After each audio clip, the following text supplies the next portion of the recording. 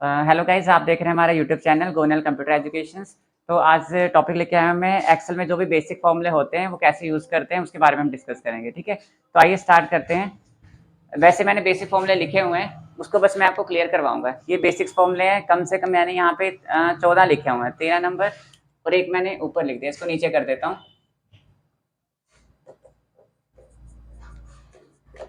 ठीक है, अब देखो टोटल मैंने 14 फॉर्मूले करे हैं। इसका कैसे यूज करेंगे उसके बारे में बताता हूँ मैं।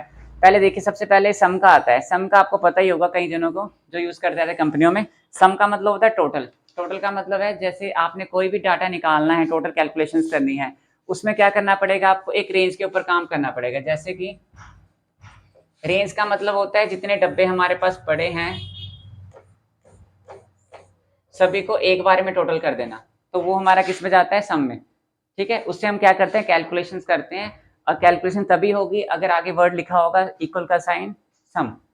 ठीक है, तो इसकी में क्या होता है, टोटल होता है। तो मैं यहाँ पे आपको लिख भी देता हूँ, टोटल होता है। ठीक है, उसके बाद आता है सेकंड ऑप्शन, मैक्स। मैक्स का मतलब होता है जो भी रेंज में हमने डाटा सेलेक्ट करा है उसमें जो भी सबसे हाईयर वैल्यू कहलाएगी वो क्या होगी, हमारी मैक्सिमम होगी। ठीक है, तो यहाँ पे मैं हाईयर लिख रहा हूँ। ठीक है, हाईयर के बाद आता है second third number, minimum. Minimum का मतलब जो भी रेंज ली है उसमें सबसे छोटी वैल्यू कौन सी होगी, वो हमारी मिनिमम रहेगी, मतलब सबसे लो वाली वैल्यू।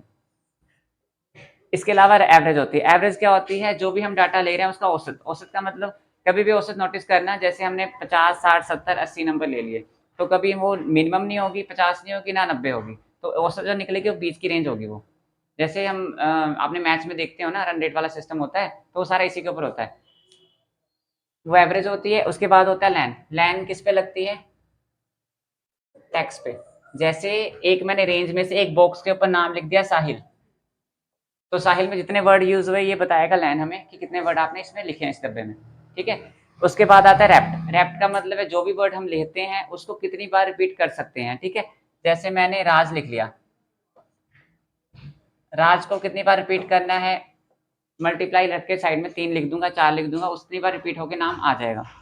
अपर में क्या होता है, अपर केस होता है जो भी टेक्स्ट मैंने लिखा है उस टेक्स्ट को हमने, उस टेक्स्ट के वर्ड बड़े में दिखाना चाहते हैं। जैसे मैंने साहिल वर्ड यूज कर रहा था, साहिल मैंने छोटे में लिख दिया, तो SAHIL। तो मैं क्या करूंगा, इक्वल का साइन लिख के अपर लिखूंगा, फिर साहिल को सिलेक्ट करूंगा, जो छोटे अक्षरों में लिखा था तो वो बड़े अक्षरों में शो हो जाएगा, किससे, अपर की सहायता से। ठीक है, उसके बाद नेक्स्ट आता है लोअर। लोअर का मतलब होता है जो डाउन होते हैं, छोटे अक्षर। मतलब जो ABCD हम बड़े अक्षरों में देखते हैं उसको छोटे में देखना है तो हम लोअर वर्ड यूज करते हैं। अपर बड़े में, लोअर छोटे में। उसके बाद ऐसे ऑप्शन आता है आपके पास, स्मॉल और लार्ज। ये भी टेक्स्ट पे यूज होगा। स्मॉल वाला क्या होता है, स्मॉल में, स्मॉल और लार्ज वाला केस क्या है, इसको ध्यान से समझना।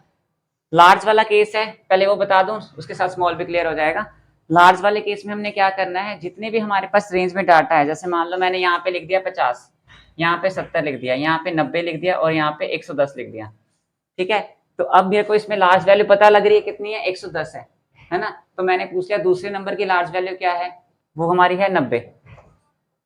तो 90 आया, तो लार्ज वैल्यू ने क्या बताया कि आपके दूसरे नंबर की लार्ज वैल्यू क्या है, 90 है। तो ये इसके लिए यूज होता है।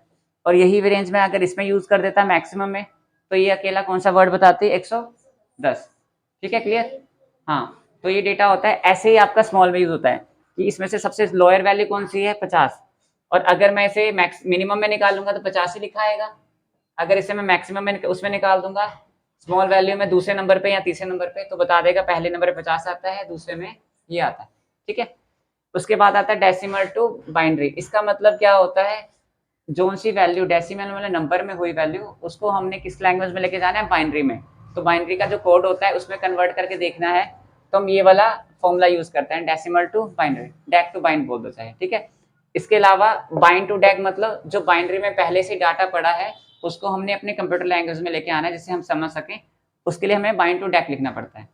ठीक है, जब आप ये कंप्यूटर में यूज करोगे अच्छे से समझ आएगा। उसके बाद आता है काउंट। अकाउंट और काउंटर में डिफरेंस है, इसमें भी देख लो क्या डिफरेंस है। काउंट क्या बताता है, नंबर को ओनली, कि आपने कितनी नंबर रेंज सेलेक्ट करी है। ठीक है, और जो काउंटर बताता है वो नंबर प्लस टेक्स्ट दोनों को ही बता देता है। उसको रेंज से मतलब होता है रेंज में कितना डाटा लिखा है। नंबर और टेक्स्ट, ये दोनों को फॉलो करता है। और काउंट क्या है, अकेले नंबर को फॉलो करेगा कि कितने नंबर आपके पास टाइप हुए हैं, रेंज में कितने नंबर टाइप किए हुए हैं। ठीक है, तो ये मैंने आपको आज बताया, जो ये जस्ट आपके क्या है बेसिक फॉर्मूले हैं, 14 के करीब हैं, 14 के करीब हैं। तो ये फॉर्मूले आपके बेसिक हैं, मतलब आपको दो चीजों के ऊपर डील करते हैं, एक आपकी रेंज के ऊपर और एक सिंगल बॉक्स के ऊपर। ठीक है, इसे हम डेली लाइफ में भी यूज करते हैं, कुछ करते हैं कुछ नहीं करते। मैक्सिमम ज्यादातर यूज होता है तुम्हारे सामने सम, मैक्सिमम, मिनिमम, एवरेज। इसके अलावा जो स्मॉल, ग्रेटर देन देखना है, ये चीजें ज्यादातर यूज होती हैं। ठीक है, बाकी हम इससे आगे वाला जो कंसेप्ट है वो नेक्स्ट वीडियो में देखेंगे। ठीक है।